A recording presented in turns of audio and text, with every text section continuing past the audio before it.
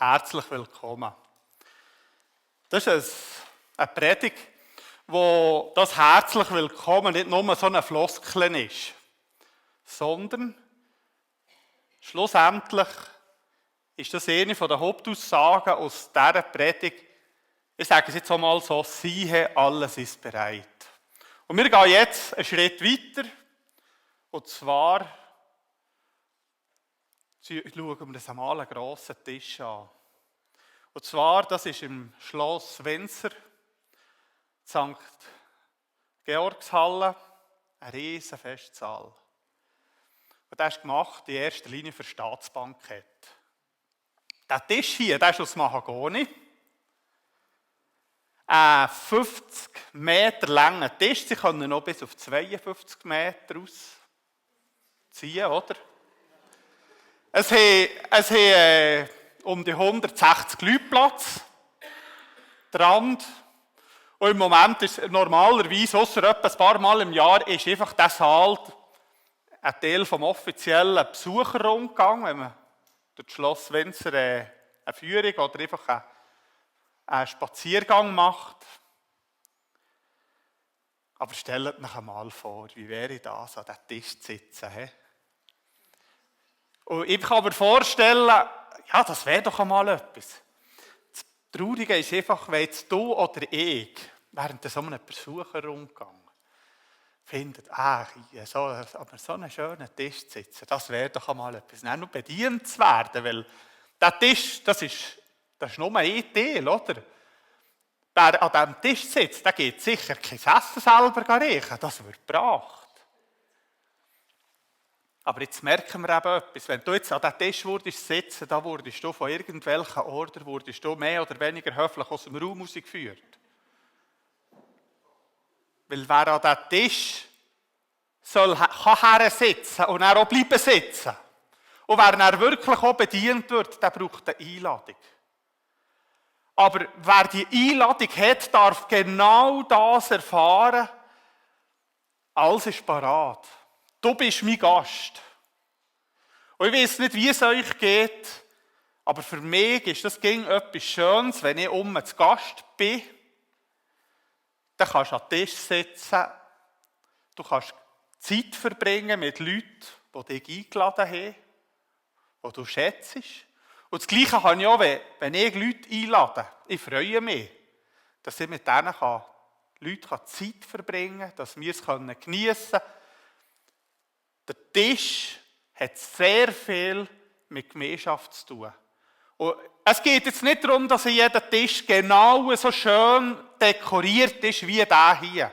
Aber hier, es zeigt es jetzt im Obermaß, es hat sich etwas kosten, um mit mir Gemeinschaft zu haben. Es hat jemand Zeit investiert, Gedanken investiert. Ich bin für jemanden anscheinend wertvoll. Wenn er daran denkt, eine Einladung zu machen und mich hierher zu nehmen. Und das ist etwas, was wir Menschen brauchen. Dass wir spüren, dass wir einen Kreis haben oder eine Ecke haben, wo wir spüren, ich bin willkommen. Ich würde erwartet. Und da ist jemand, der sagt, ich freue mich auf Gemeinschaft mit dir. Und ich gehe jetzt ganz bewusst nochmal zurück, ganz am Anfang der Bibel. Für genau das hat Gott, unser Schöpfer, dich und mich geschaffen. Für Gemeinschaft zu haben. Für die Gemeinschaft zu haben, hat er in diesem Moment keinen so riesen Tisch gebraucht. Aber wir merken, Gemeinschaft braucht irgendwie immer ein Gefäß.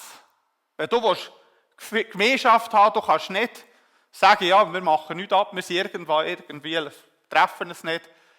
Entweder hat man ein gemeinsames Hobby, oder eben man isst miteinander, oder sonst etwas. Es braucht ein gemeinsames Gefäß. Und im Garten Eden sind Adam und Eva und Gott anscheinend zwischendrin miteinander spazieren. Bis zu dem Zeitpunkt, wo Gott das erste Mal rufen musste, Adam, wo bist du? Vorher hätte er das Rufen nicht machen müssen.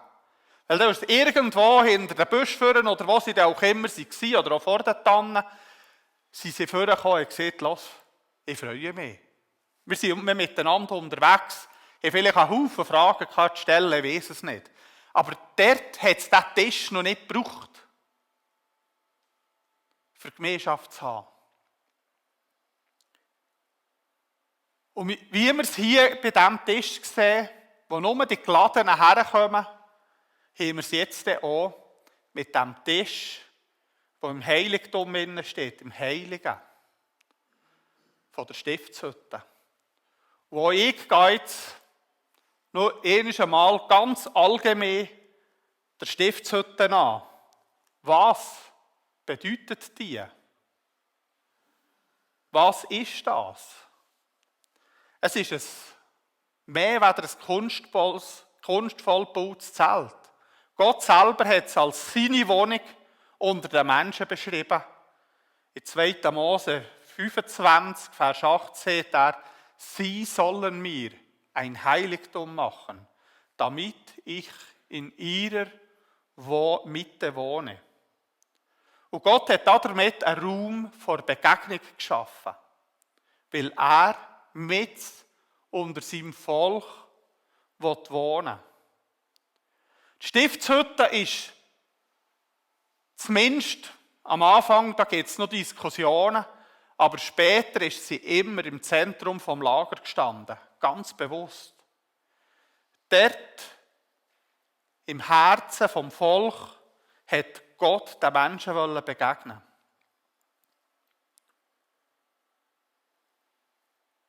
Und das im Zentrum sieht man auch, die Gemeinschaft, die ist nicht nur für Einzelne, vielleicht entweder im Zentrum oder am Rand oder für irgendjemanden gedacht, sondern für das ganze Volk. Es sind an aller gedacht worden, an aller Stämmen. Ich teile jetzt mit euch einen Gedanken, den ich noch nicht ganz zu Ende gedacht habe, aber wo mir letzte, wenn ich die Predigt halte, mir oder auch im Vorbereiten immer wieder durch den Kopf geht. Wenn ich so Gerätschaften sehe im Vorhof, kommt es mir so vor, wie das sind die Sachen, die dazu dienen, für das all das, was uns zwischen Gott von Gott trennt, für das wie zu bereinigen. Sünde als eben der Brandopferaltar, das Waschbecken. Einfach so, wo man merkt, man kommt her. Heute wurde man, jetzt, wenn man bei einem Gastmahl eingeladen ist, sagen, es ist der Ort, wo du die Schuhe abziehen kannst, Gästenfinken anlegen, vielleicht noch die Hände waschen, dass du nicht parat bist für das Essen. Zur Zeit von Jesus bei einem Gastmahl jemand, der die Füße gewaschen hat. Schaut, dass all das parat ist, das Alte abzulegen, zurückzulassen. Das ist der Ort, wo das Thema Sünde die grösste Rolle spielt. Wo so heisst, hier kommt der Mensch aktiv und lädt das her. Lädt das Geschichte sein, weil weiter rein kann er ja sowieso nicht, der Einzelne. Aber die Priester, die nach reingehen, die müssen, wenn sie reingehen, rein sein. Die müssen geheiligt sein.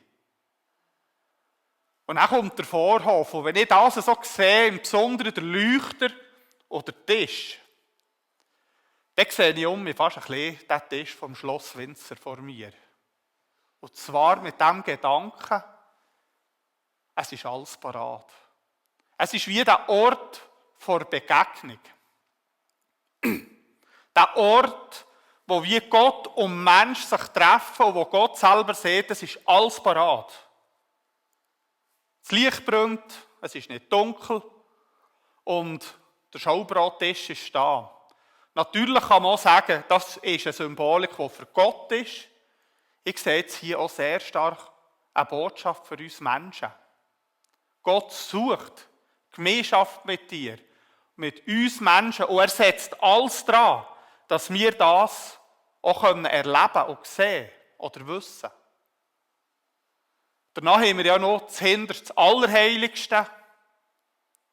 Ein viereckiger, also ein würfelförmiger, quadratischer Raum, wo interessant in der Bibel auch noch viel unterschieden wird zwischen der Wohnung von Gott und dem Rest. Es ist der Ort, wo Gott hat gesehen, dort wohne ich drin. Und ich greife jetzt schon ein bisschen vor. Das ist interessant. Die Wohnung quadratisch. Und wie sieht das neue Jerusalem aus? Das ist auch so ein viereckiger Klotz. Also ich und Gottes Geschmack geht dort nicht ganz so gleicher Meinung. Aber er ist anscheinend gern, hat er so Ordnung und einen viereckigen einen Kubus. So. Das, anscheinend hat er das gern zum Wohnen. Es gibt einen grossen Unterschied von der Stiftshütte zu dem grossen, zu dem Jerusalem, zu dem Neuen. Beides ist Heiligtum, mit beidem wohnt Gott. Hier ist es jetzt nur so, wir können es nicht betreten. Er ist noch, auch wenn er mit im Lager ist, er ist völlig der andere. Und in diesem neuen Jerusalem betreten wir das Heiligtum. Es ist nicht nur noch Gottes Wohnung, wo wir vorne her können, vorne dran noch ein Tisch, symbolisch für uns reserviert ist, sondern wir können rein. Wir können ein Teil sein in diesem Heiligtum, in der Gegenwart von Gott wohnen, an dem Ort, wo es kein Licht mehr braucht, weil Gottes Herrlichkeit die ganze Stadt, der ganze Kubus am Erfüllen ist, mit seiner Herrlichkeit, mit seinem Licht. Weil er selber, der innen wohnt, mit unter seinem Volk. Das ist der Ausblick. Und jetzt machen wir uns auf den Weg, wie das so weit wird kommen. Und zwar anhand vom Schaubrottisch.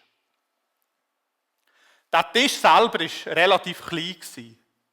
Knapp 1 Meter lang, 1,5 Meter breit, gut 70 cm hoch.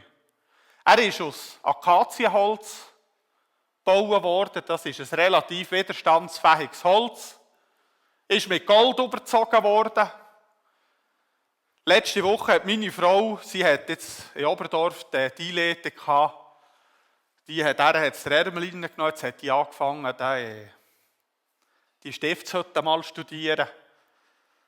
Ich wollte ja nicht wissen, wie viel das gekostet hat. Gestern haben wir nur gemerkt, dass schon nur der Leuchter, das ist ein Riesenbetrag. Also ich weiß nicht, das sind ein paar Millionen, die der Wert hat. Und hier noch alles, das ist ja dann noch eins, oder? Und das andere ist das Gewicht. Dann haben sie die Stiftshütte noch mitgenommen, das hat alles müssen tragen sein. Ich glaube, schon nur das Gold ist ca. zwischen 1 und 1,5 Tonnen. Ist beschrieben, wo Gold ist gebraucht worden für die Stiftshütte. Und das ist halt, Gold hat eine sehr grosse Dichte, damit ist es auch recht schwer. Aber auch dieser Tisch, der hat sicher sein Gewicht gehabt, Akazienholz, nicht ganz leicht und dann noch mit Gold überzogen. Er musste einen Rand haben, dass das Brot nicht runterfällt. Er hatte Ringe und eine Stange, für das sie es eben tragen konnten. Das war eines von diesen Symbolen oder von diesen Möbeln, die sie tragen mussten, die sie nicht einfach auf einen Wagen tun durften, sondern die sie wirklich tragen, die sie abdeckt und tragen haben. Auf diesem Tisch oben, oder vielleicht noch zu der Lage im Heiligen innen, er war auf der einen Seite, auf der anderen Seite war der Leuchter. Wenn ich mir so bildlich vorstelle, wenn du vor diesem Tisch bist gestanden als Priester, hast du einen Schatten geworfen, weil der Leuchter ja hinter dir war. Ob das eine Bedeutung hat oder nicht, weiss ich nicht. Oder ob das einfach eine praktische Überlegung von mir ist.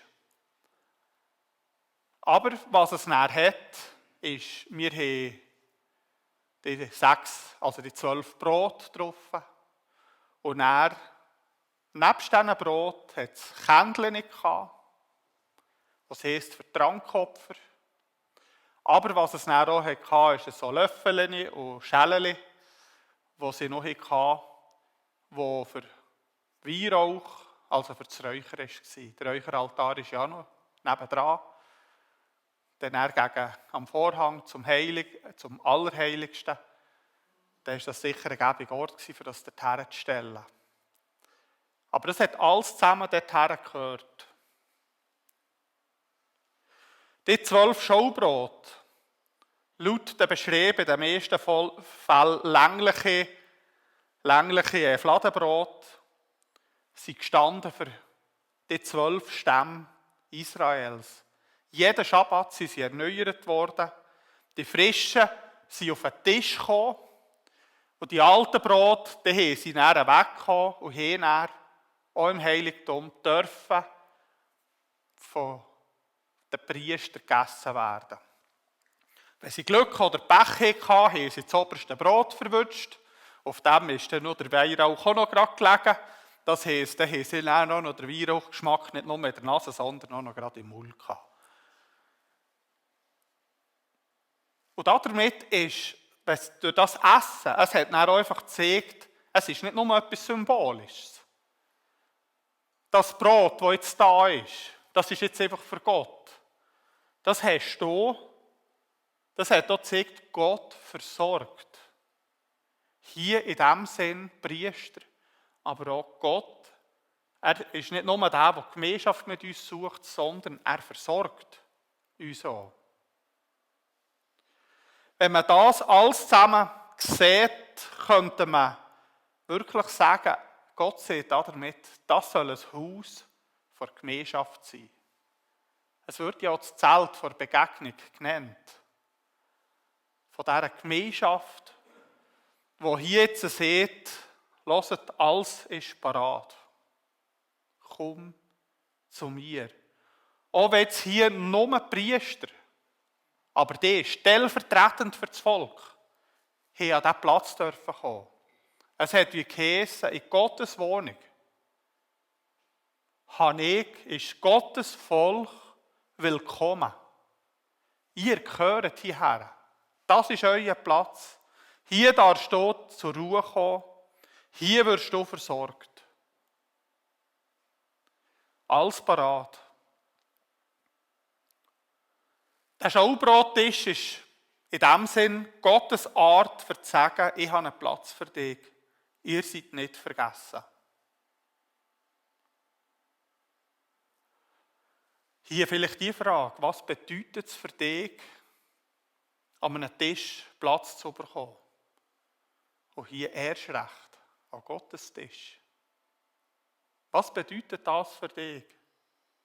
Zu wissen, dass ein Platz parat ist. Für dich.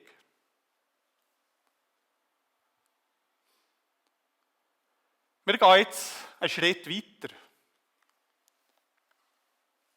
Und zwar, der Schaubrottisch war ein Bild von Versorgung und Zugehörigkeit für das Volk Israel. Und vorhin hat Christiane ja schon gesehen, dass ein paar Sachen in der Stiftshütte auf Jesus hinweisen. Wir können sogar sagen, die ganze Stiftshütte, mit allem drumherum, ist irgendwie nichts anderes als das dargestellt, was Jesus für uns vollbracht hat. Er hat zum einen das im Vorhof vollbracht, das Opfer, die Reinigung, die ist vollbracht. Aber auf der anderen Seite kommt dann auch das, er ist der, der uns einlädt. Er ist der, der sagt, du gehörst hierher. Und wir machen jetzt ganz einen kurzen Abriss durch das Neue Testament. So Sachen, die Jesus hat gesehen, wo er die Symbolik vom Tempel wie aufgreift. Matthäus 4, Vers 4 lesen wir, der Mensch lebt nicht vom Brot, sondern von jedem Wort, das aus Gottes Mund kommt. Und er macht damit deutlich, wir brauchen mehr als nur äußere Nahrung. Wir brauchen ein Brot, das das Leben schenkt.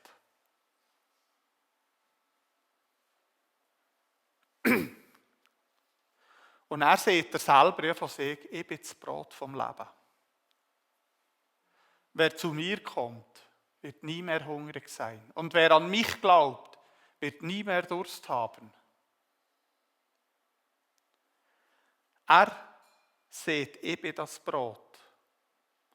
Ich bin der Tisch aus dem Heiligtum, wo mit seinen 12 Brot nur ein Schatten war von dem, was jetzt hier Christus in vollkommener Weise erfüllt. Und hier haben wir jetzt nicht nur noch 12 Brot für 12 Stämme, sondern wir gehen jetzt zu Paulus, der sagt in Epheser 2, Vers 14, er ist unser Friede.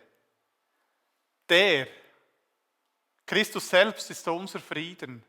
Er hat die Zweiteilung überwunden und hat aus Juden und Nichtjuden eine Einheit gemacht. Wenn wir jetzt so Abendmahl feiern, wir haben immer 12 Brot auf dem Tisch, die für 12 Stämme stehen. Wir haben ein Brot auf dem Tisch, in unserem Fall in der Regel schon vorgeschnitten, dass es ein bisschen praktischer ist. Aber ein Brot, das soll sagen, es ist Lieb, das für uns gegeben wurde. Und wo wir, die Lieb sind, zusammen mit allen, die ihr Vertrauen auf Jesus setzen. Er ist unser Frieden. Er hat aus beiden, aus Juden und Heiden, hat er eins gemacht. Durch sein Kreuz hat Jesus alle Mauern abgebrochen, auch die Mauer zwischen Juden und Heiden. Die Mauer, die uns Menschen von Gott hat trennt, aber eben auch von anderen Menschen. Und Gott lädt sie jetzt nicht dabei, sondern er sieht sogar, ich mache aus dem ein neues Volk. Wir haben gemerkt, die alte Stiftshütte, das war etwas, das für Juden war. Für Israel. Für die war die Stiftshütte da. Und Christus ist viel weiter. Das umschließt Israel. Aber es geht dann weiter zu den Heiden. Und zu denen gehören wir. Und er macht aus dem ein neues Volk. Dort ist mir während der Vorbereitung ein Text durch den Kopf gegangen, den ihr mit grosser Wahrscheinlichkeit noch ein bisschen im Hinterkopf habt. Das ist vor 10, 15 Jahren ist der so richtig eingerichtet worden von Seiten Krishona International. Und zwar aus 1. Petrus 2, 9 bis 10. Ihr jedoch seid das von Gott auserwählte Volk. Ihr seid eine königliche Priesterschaft, eine heilige Nation, ein Volk, das ihm allein gehört und den Auftrag hat, seine großen Taten zu verkündigen. Die Taten dessen, der euch aus der Finsternis in sein wunderbares Licht gerufen hat. Früher wart ihr nicht Gottes Volk, jetzt seid ihr Gottes Volk. Früher wusstet ihr nichts von seinem Erbarmen, jetzt hat er euch Erbarmen erwiesen. Ihr aber seid ein auserwähltes Geschlecht, ein königliches Priestertum, ein heiliger Stamm, ein Volk des Eigentums. All das nicht definiert durch Abstammung oder Nationalität, sondern durch unsere Zugehörigkeit zu Christus. Wer an Jesus glaubt, wird hineingenommen in das neue Volk. Menschen aus allen Nationen, Sprachen und Kulturen gehören dort dazu. Am Schaubrottisch haben nur die Priester essen. Und hier werden wir, heisst es jetzt nicht, es kommt automatisch jeder, der essen kann. Es ist nicht so, dass das Heiligtum im Neuen Testament auf das Mal für Kreti und Pleti geöffnet ist, oder das Allerheiligste. Es ist so, dass das Volk im Stand der Könige und Priester, denen, die berechtigt sind, dort zu essen, erhoben werden. Es wird nicht aus dem Heiligtum wird nicht ein einfacherer Ort. Es ist genau gleich wie vorher ein Ort, wo nur Leute rein dürfen, die Berechtigung haben. Und diese Berechtigung ist aber nicht eine Priesterweihe nach alten Dingen, sondern das ist die Berechtigung, wenn wir zu Jesus Christus gehören. All die dürfen in das Heiligtum hineingehen. All die dürfen Teil von dieser Gemeinschaft erleben. Früher exklusiv und jetzt ist es offen für alle, die zu ihm gehören. Und ich finde in diesem Text auch so schön, wir sehen hier die beiden Seiten drin. Das Aussen und das Innen. Früher seid ihr kein Volk gewesen. Jetzt seid ihr Gottes Volk. Früher habt ihr nicht gewusst, was Erbarmen und was Vergebung ist. Jetzt habt ihr das erfahren. Jetzt seid ihr ein Teil von diesem Ort. Ihr gehört dorthin. Das ist der Ort, wo es heisst, komm, es ist alles parat. Ich freue mich, mit dir Gemeinschaft zu haben. Siehe, ich stehe vor deiner Tür und klopfe an. Und wenn ihr meine Stimme hört und auftut, dann würde ich nicht zu euch hineinkommen. Und was machen? Essen. Gemeinschaft haben. Das ist das, was wir nachher auch im Abendmahl feiern. Es ist der Tisch, wo Jesus selber sagt, komm, hier hast du Platz. Nicht, weil du von Grundsatz her würdig bist dafür, sondern weil er dich würdig gemacht hat. Nicht, weil du von Geburt an Priester wärst, sondern weil er dich zum Priester gemacht hat. Jesus ist der Tisch, wo alle Nationen eingeladen sind. Er ist das Brot, das Leben schenkt. Und er ist der Herr, der sein Volk sammelt und sagt, ihr seid mein Volk. Ihr seid meine Priester. Ich habe den Tisch für euch gedeckt.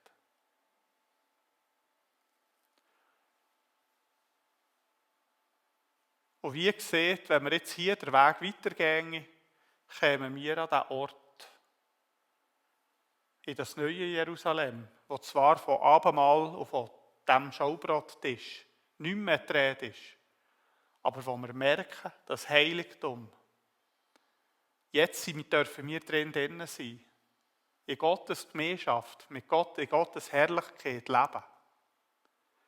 Das ist der Ort, wo er, der Hirt und seine Herde zusammen ist, sie nicht mehr trennen kann, wo der König und sein Volk, der Schöpfer und seine Geschöpfe untrennbar voneinander sind, weil sie in dem innen leben, wo er uns dafür geschaffen hat.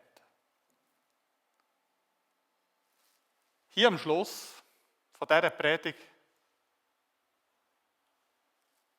ich habe da noch Haufen Notizen gemacht und nicht gemerkt, eben ein neues Volk, ein königliches Priestertum, vielleicht erinnert euch noch, was ich dazu gesehen habe, und im Abendmahl feiern wir das. Ich möchte euch einfach einladen.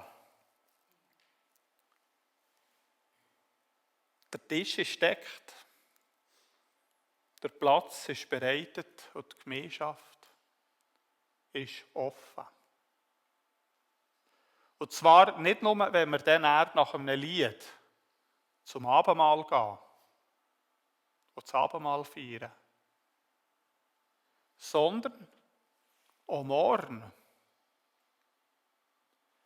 wenn du bei der Arbeit bist, heute, wenn du daheim bist, mit der Familie oder alleine. Der Platz ist parat. Komm zum Tisch, der Ort, wo Gott dich einlädt, du siehst, du gehörst dorthin.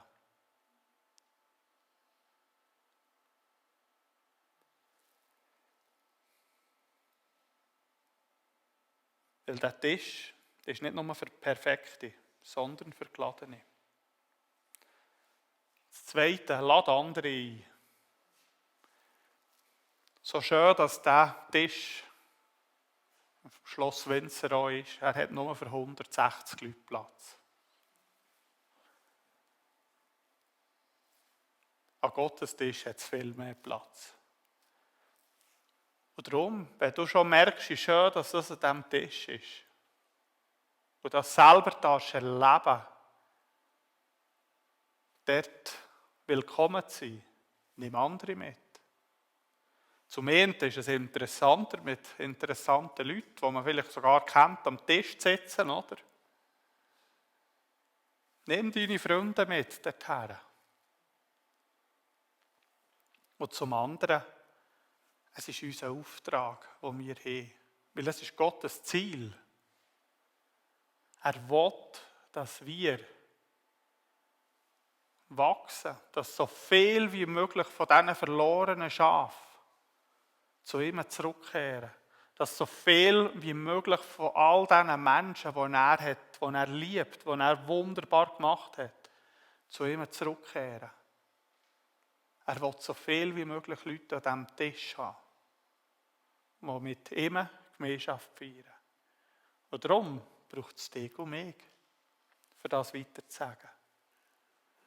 Und das Letzte, lebe Einheit in Gottes Gegenwart. Ein Tisch, das ist jetzt Mensch bei uns daheim, das ist der Ort, wo wir sehr viel diskutieren. Wir haben manchmal schon so richtige Streitgespräche. Und zugleich ist es der Ort, der genau in dem Innen zeigt, das ist unser Familientisch. Das ist der Ort, wo ziemlich klar ist, es gibt Familie Wäffler, so wie sie lebt und lebt. Und hier, das ist so der Ort von Einheit, wo man es treffen und sehen, mal, dort es funktioniert. Wenn ich von Einheit rede, meine ich nicht Uniformität. Ich meine auch nicht, dass man kein böses Wort sieht, sondern es ist mehr der Ort für Vielfalt, wo man sich entscheidet, miteinander unterwegs zu sein. Ihr habt einen wunderschönen. Ihr könntet jetzt noch für die Predigt hier einfach an diesem Tisch sagen. In allen anderen Sonntagen ist in diesem Haus besser. Aber hier, es ist das, was er wie Einheit erlebbar macht, sichtbar macht. Einander anzunehmen, einander Raum zu geben, miteinander in Gottes Nähe leben. Nicht, weil wir gleich sind, sondern weil Christus uns zusammengeführt hat. Und in diesem Sinn sage ich schon jetzt, auch wenn es noch nicht ganz parat ist, kommt nach dem Zwischenspiel oder Lied, das wir singen, kommt näher zum Abendmahl. Es ist alles parat. Amen.